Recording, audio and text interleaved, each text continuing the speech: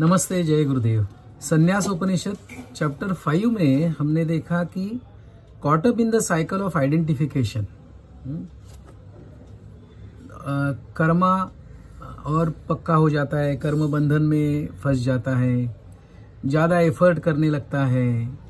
This reinforces the identification, somebodiness. तो ये जो चक्र है कर्म का या कहे कर्म बंधन का या कहे ईगो और स्ट्रांग करने का, इससे रिलेटेड ये चैप्टर 6 है संन्यास उपनिषद का, जिसे शीर्षक दिया है, टाइटल दिया है फियर इन इग्नोरेंस, अज्ञान में भय। सूत्र क्या है? Annoying building a narrower and narrower cocoon. हमें पता ही नहीं चलता कि दिन ब दिन क्या हम इर्द गिर्द बंधन के लेयर्स कैसे बढ़ा रहे हैं। Annoying building a narrower and narrower cocoon. तो मैं ना खुद को एक्सपांड करने के बदले, बड़ा करने के बदले, मेरा फैलाव होने के बदले, मैं ज्यादा ओपन होने के बदले, मैं इस कर्म बंधन से खुद के इर्द गिर्द ककून क्या कोश बंधन के लेयर्स बढ़ाने लगता हूं। पता ही नहीं चलता ये कर्म बंधन से ये लेयर्स कैसे बढ़ गए और वो नैरो होते जाते हैं। मतलब मुझे जो स्पेस है ना, मूवमेंट के लिए स्पेस है, वो कम होती जाती है, तो फ्रीडम कम होते जाता है। So this is how it happens and then man suffers from closedness. ये जो बंद कमरे में रहना है ना, इससे आदमी सफर होता है, इससे बहुत दुख झेलता है। और क्या है?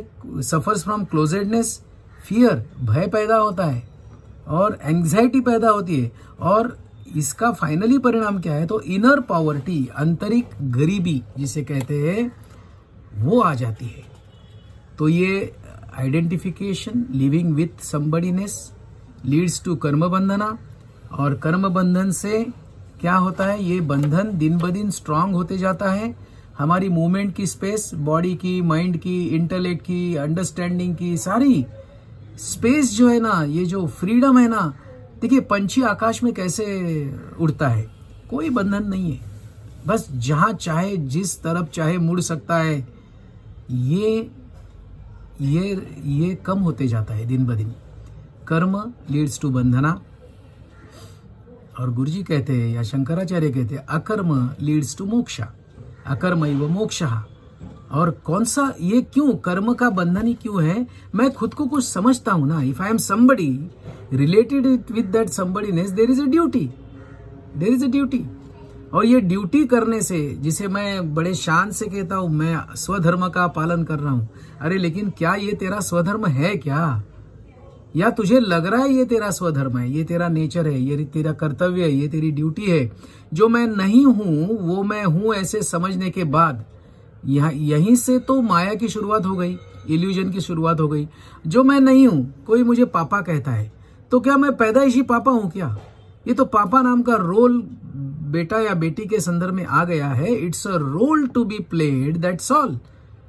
लेकिन मैं उसको एज इफ मैं इनहेरेंटली पापा ही हूं, या जो भी समझो, इससे क्या होता है? ये बेसिक अंडरस्टैंडिंग जो है वो ही गलत है।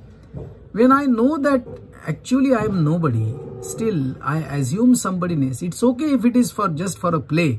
खेल के लिए ठीक है, चलो आप टीम ए में है, हम टीम बी में है, चलो कुछ समय के लिए खेल लेते हैं, कोई हारेगा कोई जीतेगा, ये सब ठीक है। लेकिन वो घर जाने के बाद भी वो समबडीनेस, मैं टीम ए में हूं, ये अगर मैं घर में भी जाके बोलने लगूं तो मुझे पागल कहेंगे।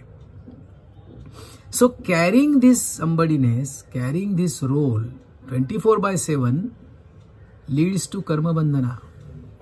Just for play it is okay, चलो अभी ये खेल खेलना है, अभी ये खेल खेलना है, अभी ये खेल खेलना है, लेकिन अंदर की भावना क्लियर रहे कि खेल चल रहा है।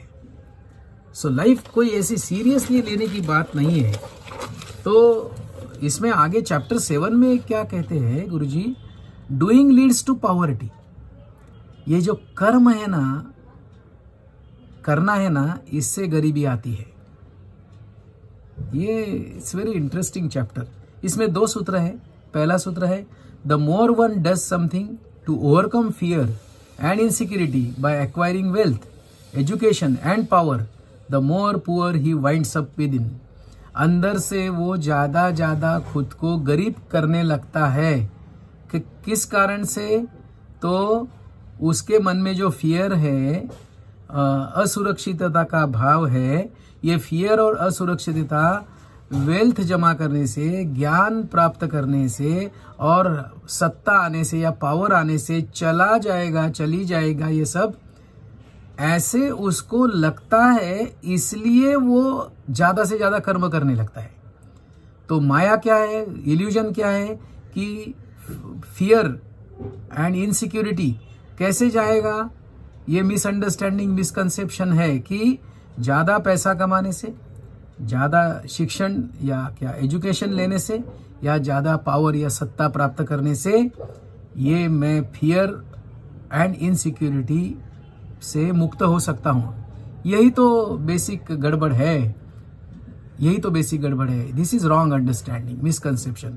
और इसका परिणाम क्या होता है? वो और सत्ता और पावर और एजुकेशन के पीछे लगता है और अंदर से ज्यादा और ज्यादा गरीब, दरिद्री होने लगता है। दूसरा सूत्र क्या है? Eternally unhappy, he sees poverty everywhere. अगर ऐसा इंसान जो गलत दिशा में निकला है, उसका क्या हो सकता है? तो वो इटर्नली पैदाइशी अनहैप्पी, ऐसा होता है। और इसके कारण जो ऐसा इटर्नली अनहैप्पी है ना, उसको अराउंड सारी जगह क्या दिखेगा? तो गरीबी ही दिखेगी, पॉवर्टी ही दिखेगी। सो ये तो देखने में है ना हमारे, और दृष्टि समझ से आती है, समझ शायद अनुभव से आता है। तो ज्यादा इंपॉर्टेंट क्या है? Observing the life, observing day to day affairs. जो भी हो रहा है ना, दिन भर घटित हो रहा है, इसको अगर सही ढंग से ऑब्जर्व कर सकते हैं तो ये पहले जो 7 चैप्टर है संन्यासोपनिषद के, ये हमें ऐश्वर्य दे सकते हैं। समझ भी हमें अमीर बना सकती है। और फाइनली सॉल्यूशन है 8वें चैप्टर में, टाइटल है richness is in non doing. यही तो रहस्य है, सब सीक्रेट है कि कुछ करने में, करतेपन के भाव में अमीरी छुपी नहीं है, तो नॉन डूइंग में, अकर्म में वो छुपी है। इसमें एक ही सूत्र है लेकिन बड़ा अनूठा है। The method to freedom and richness is non doing. एक साथ दो बातें मिल रही है, एक पर एक फ्री कहो। क्या है? The method to freedom and richness is non doing. अकर्मैव मोक्षः नहीं, अकर्म से ऐश्वर्य भी प्राप्त होता है। कैसे? ये शायद हम अगले चैप्टर में देखते हैं। बहुत बहुत धन्यवाद। जय गुरुदेव।